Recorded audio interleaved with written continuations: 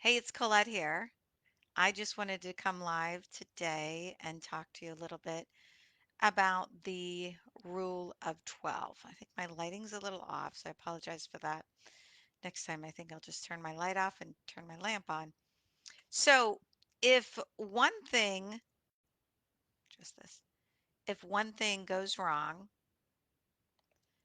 then it's not a big deal, right? But if 12 things go wrong, then you can get upset.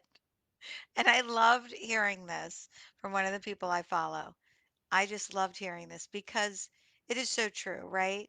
We know that so quickly we can start thinking there's a problem and we can start um, fixating on that problem and start feeling like there's not solutions. And then that's where stress is caused. We get into that fight or flight mode. And that's okay temporarily. But when we get out of our rest and digest mode, which is where we are the most um, calm and at peace, when we get out of that mode, then it's harder for our bodies to do just about anything. So it's harder for our bodies if we're in under that stress, harder for our bodies to digest. It's harder for our bodies to come off of the stress.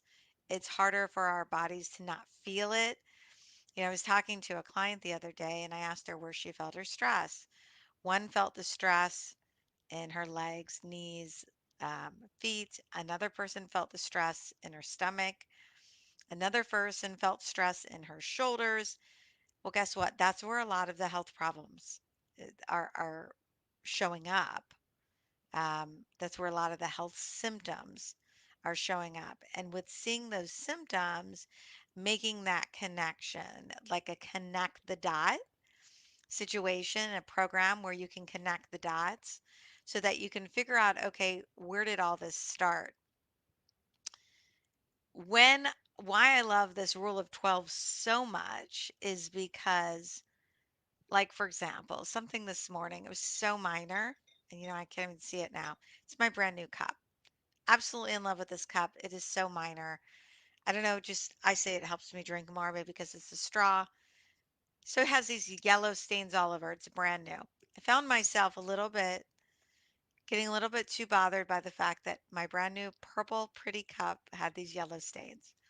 So I had to reframe that. That was so silly, right? And it's that rule of 12. Like, did 12 things go wrong? No, no. In fact, it was one minor thing. Um, I had a client that missed a call. That was not a big deal and nothing that made me stressed.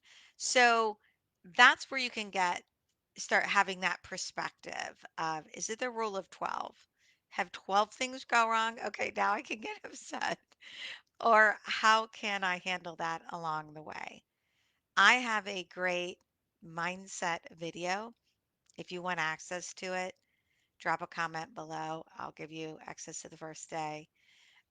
If you feel like you're the one who stays in that stressed state all the time, that's time to come see me.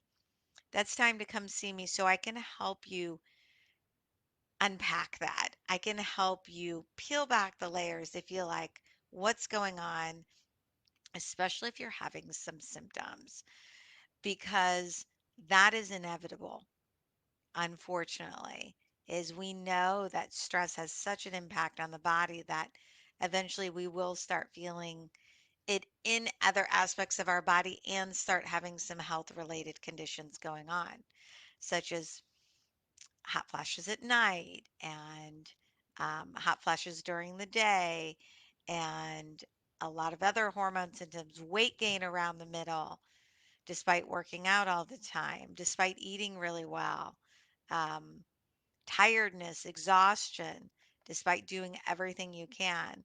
And you also open yourself up to more things that can happen. I was talking with a client the other day, and her there's something that's called secretory IgA, which shows up on a gut, a GI map, and that specific marker has to do with your immune system. When it's low, it basically means your body's been under chronic stress, and that's caused all kinds of health issues. And you could be one that's getting sick all the time. Like you just pick up everything and it just turns into bigger things. And that's a marker that if that's brought up, that situation will change. And then there's the high, which is more high secretory IgA, which is more about a chronic and acute um, stress situation. So it's inflammation. I'm sorry, it's to deal with an infection and an acute inflammation. So when that's a marker on there, then we know, hey, there's some infections going on. So it's important to know that, hey, my body has a tendency, or I have a tendency to go south when this happens. How can I plan in advance so that my body doesn't go down this path? You ever think of when you have a stressful situation on Monday and by Friday you're exhausted, but yet if someone asks you to go out and do something fun, you've totally forgot about that exhaustion. So, scheduling in fun, taking that planner out, and scheduling in opportunities for connection, scheduling opportunities for fun, scheduling opportunities for self care, and planning those first in your calendar before you plan everything else so that you commit to yourself that I'm going to find ways to take that stress down. Would love to know your takeaway. Would love to know what you're going to do today. If I can be your guide, if I can be your coach and help you through some tough, stressful situations, um, recent diagnosis, hormone imbalance, or these symptoms that are just not going away, reach out to me. We can get you to the end goal. Um, Probably seen my post. My clients get results, and we see results after 5 appointments. We see them sometimes sooner than that, but everybody's body is very unique.